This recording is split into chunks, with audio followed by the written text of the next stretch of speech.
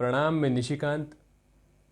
साईं बाबा सच या झूठ, ढोंगी पाखंडी या सच में संत थे, वो कोई औलिया थे या नहीं थे, वो हिंदू थे मुसलमान थे, इस बात के ऊपर बहुत सी बहस चर्चाएं वीडियोस आपने आज तक देख लिए होंगे। साईं बाबा के विरोध में और साईं बाबा के पक्ष में बात करने वाले लाखों लोग हैं। आज भी साईं संस्थान पे भीड़ है कि जो कम नहीं हो रही।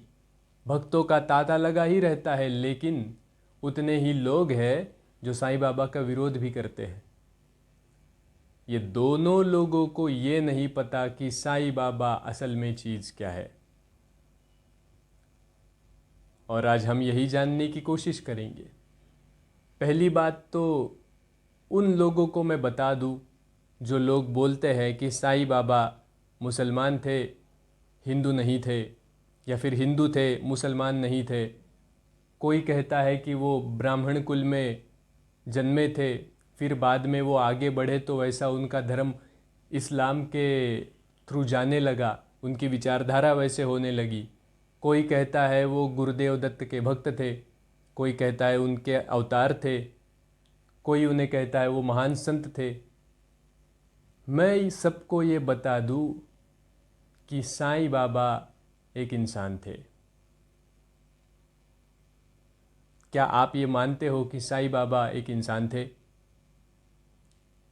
साईं बाबा, देखो क्या होता है कि कोई अगर संत या फिर कोई व्यक्ति बड़ा होने लगे, उसका नाम होने लगे, उसकी ख्याति चारों ओर फैलने लगे, लोग दूर दूर से उनको उनके दर्शन के लिए आने लगे, उनसे मिलने के लिए आने लगे, तो ये बातें तो होती ही है कि उस संत के ऊपर, उस महात्मा के ऊपर, उस व्यक्ति के ऊपर अधिकार जमाने के लिए लोग कोशिश करते हैं कि ये मेरा है, ये हमारा है, ये हिंदू है, ये मुसलमान है। ये कोशिश सालों साल से चलती आई है। लेकिन साईं बाबा एक ऐसे व्यक्ति थे जो औलिया कहे जा सकते हैं, जिन्हें क्या मंदिर क्या मस्जिद, जो असली धर्म है। धर्म की व्याख्या क्या है कि जो किसी भी भेद से परे है। भेद, न स्त्री पुरुष का भेद, न जानवर और इंसान का भेद, न धर्म का भेद, न जाति का भेद, न शरीर का भेद। ऐसे अवस्था में साईं बाबा रहे हैं जहाँ पे मनुष्य क्या, पेड़, पशु, पक्षी, वो भी उन्हें एक ही समान थे। जितना प्यार वो प्राणियों से करते उतना ही मनुष्यों से करते, जितना मनुष्यों से करते उतना ही सूक्ष्म जीव जंतु से उनका प्रेम था। इस भाव को कहते हैं अवधूत अवस्था, औलिया या फकीर। लेकिन किसी ने भी इस बात को समझने की कोशिश भी नहीं की। बहुत से लोग कहते हैं कि साईं बाबा एक प्रोजेक्टेड संत है, जिनके ऊपर मूवी आया, कोई सिनेमा आ गया और उसके बाद उनकी महती बढ़ी।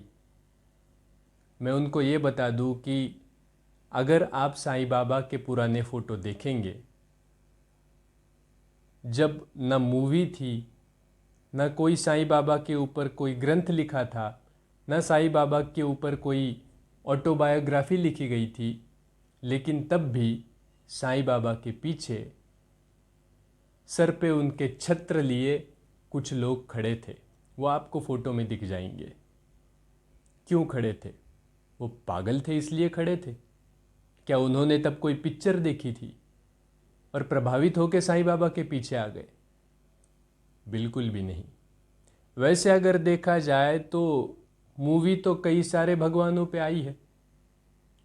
संतोषी माँ के ऊपर मूवी आई है, वैष्णो देवी के ऊपर भी मूवी आई है, केदारनाथ पे भी मूवी आई है। तो क्या हम ये कह सकते हैं क्या कि वैष्णो देवी प्रोजेक्टेड भगवान है, संतोषी माँ प्रोजेक्टेड देवी है? केदारनाथ तो थे ही नहीं, मूवी आने के बाद लोग वहाँ पे जाने लगे और वो भगवान बन गए, ऐसा तो नहीं है।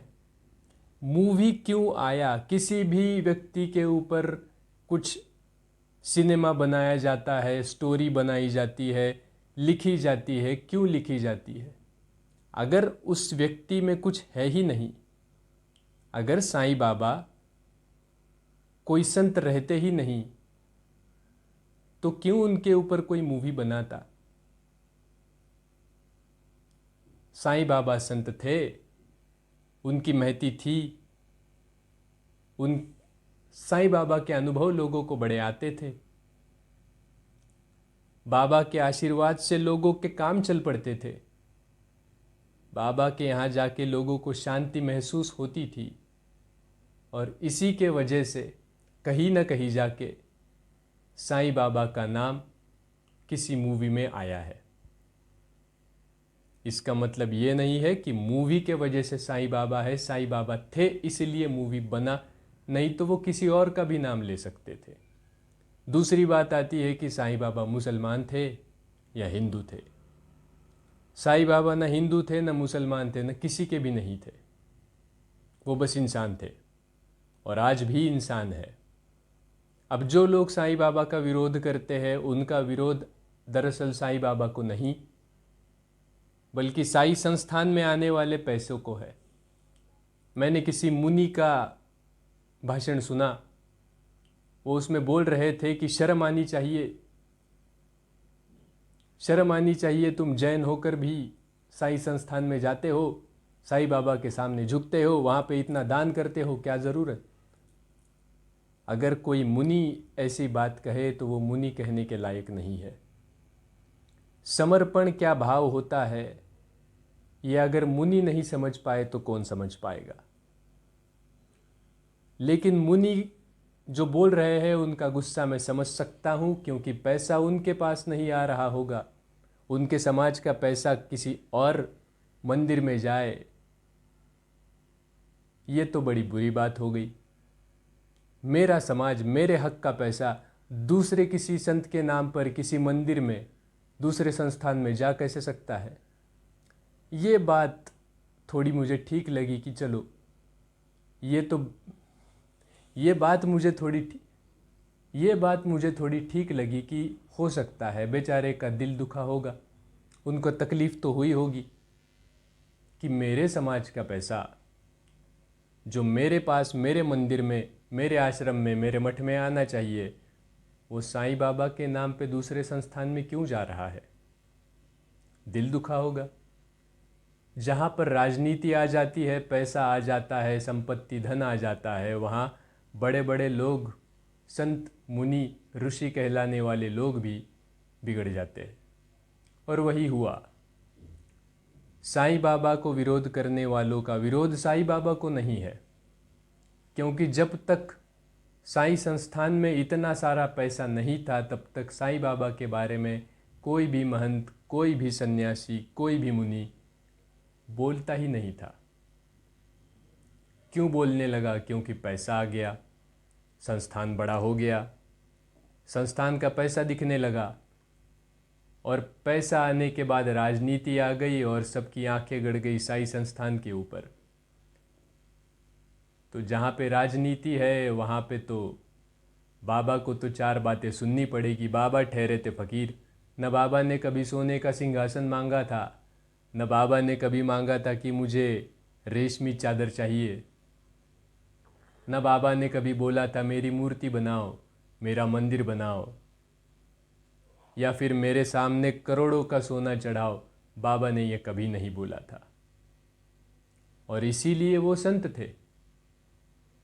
फकीरी में जिए, फकीरी में चले गए, लेकिन लोगों ने, भक्तों ने उनकी श्रद्धा के हिसाब से उनको सोने का सिंहासन दे दिया। आज बाबा कहीं होंगे, देखते होंगे तो हंसते होंगे कि अरे क्या, मैं इस सोने के सिंहासन में नहीं हूं, मैं तुम्हारे राजनीति में नहीं हूं,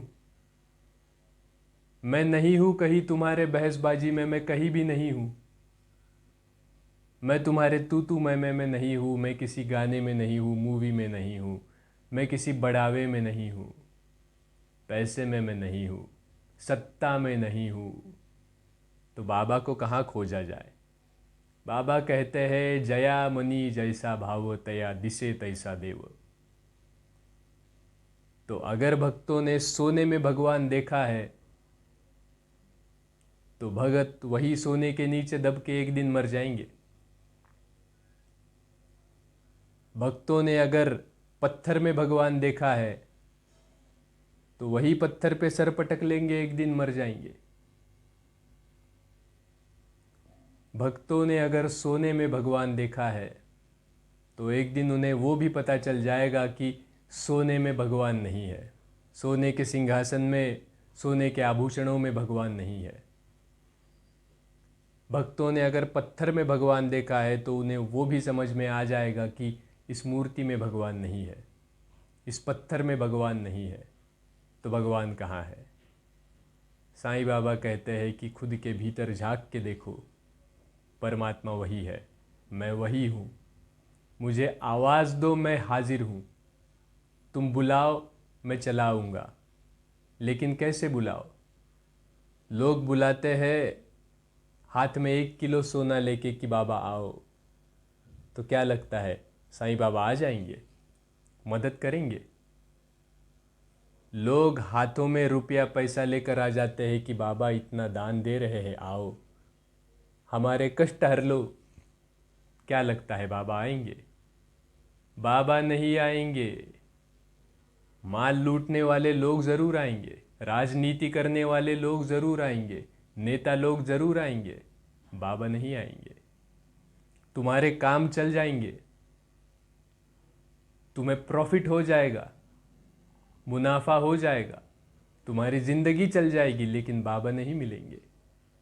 बाबा पैसे में है ही नहीं। बाबा तो भक्ति में है, बाबा समर्पण में है। ज़रूरत नहीं है तुम्हें किसी मंदिर में जाने की। कोई बाबा नहीं बुलाता कि आओ शिरडी में, आओ मेरे चरणों में झुको, और झुकोगे, कुछ दान दोगे तभी मेरी कृपा होगी। साईं बाबा ऐसे कभी नहीं बोले, न कोई संत न कोई फकीर ऐसा कभी बोला है। उनका तो एक ही भाव है कि जहाँ से तुम समर्पण कर दो, तुम्हारा जिस दिन जिस क्षण समर्पण हो जाए, वहीं पे तुम्हें कृपा बरसने लगेगी, वहीं पे तुम्हें सब अनुभव आने लगेंगे, परमात्मा के दर्शन वही हो जाएंगे। साईं बाबा ने यही बताया है।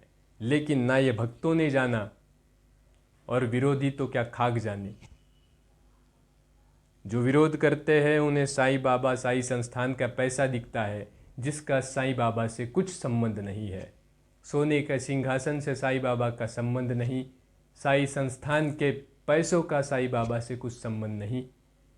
बाबा तो अकेले में फकीरी में जीते थे, अवधूत थे। अब ये भी सवाल आता है कि क्या उन्हें संत कहे या ना कहे, भगवान कहे या ना कहे, उनकी पूजा करे या ना करे। सीधी सी बात है, अगर मन में भाव उठता है तो झुक कर तो देखो। अगर मन से प्रेम उठता है तो झुक कर तो देखो। जहां तुम्हारा समर्पण हो जाएगा, बाबा वही प्रकट हो जाएंगे, वही अनुभव आने लगेंगे, वही भीतर से प्रेम बहने लगेगा। आप भी फकीरी में जीने लगोगे, आप भी अवधूत अवस्था में पहुंच जाओगे। कभी झुक कर तो देखो।